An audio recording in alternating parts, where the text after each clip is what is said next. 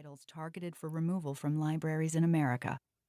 This upward trend corresponds to the increase of legislation regulating the content of libraries and growing prohibitions against woke curricula in classrooms. What should be shocking here is that these specific types of censorship are law in regions of a country whose constitution guarantees the freedom of expression to all its citizens.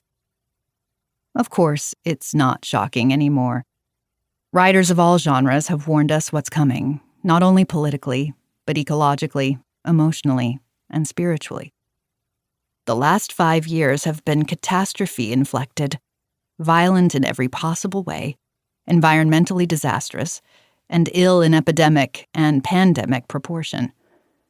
Compared to the number of people and other species killed, injured, traumatized, and displaced, and the ceaseless assault on the earth itself, the removal of 4,000-plus books from library shelves might be considered trifling. In fact, the removal of those books is one cut in the death by 1,000 small cuts being meted out to democracy.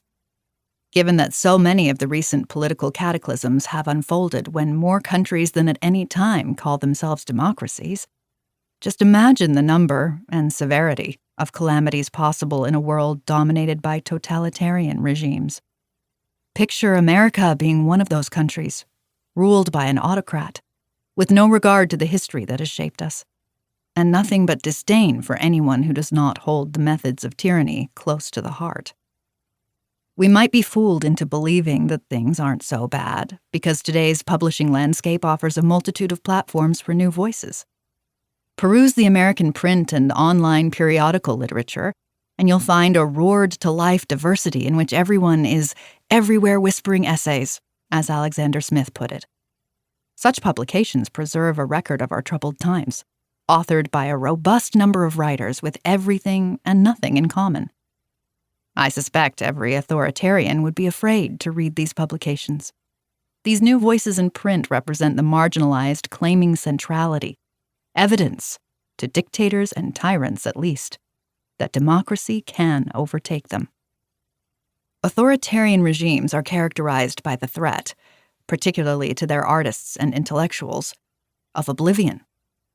This cruel unremembering drives the type of censorship called deplatforming, which not only removes someone or their work from the commons, but seeks to permanently obscure the removed artists and their work.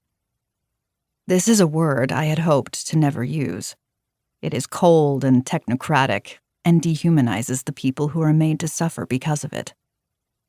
It has a side effect of arresting the critical thinking required for argument, ultimately silencing and distancing not only the censored, but their allies, whose fear of reprisal prevents them from articulating disagreement.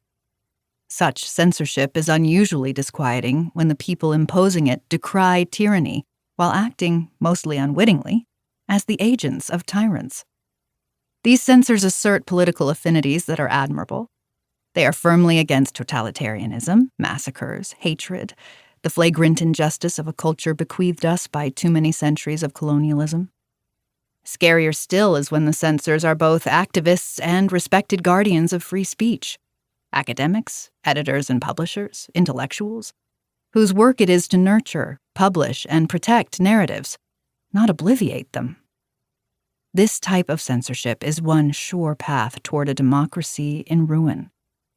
Lest we forget that the real adversaries, an authoritarian with a mob retinue, are lurking off stage, content they don't have to dirty their hands in dismembering our First Amendment. One has only to look out a window for respite from such grim contemplations.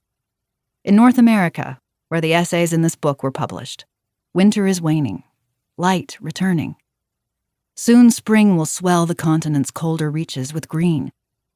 By the time these words appear in print, autumn will gild the dimming light. This increase and decrease of light, each reality with its own beauty and enduring nature, occur side by side with the pervasive uncertainty and doom of today's global turmoil.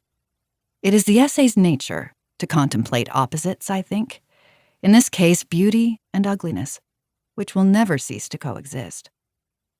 I take a break to peruse previous volumes of the best American essays.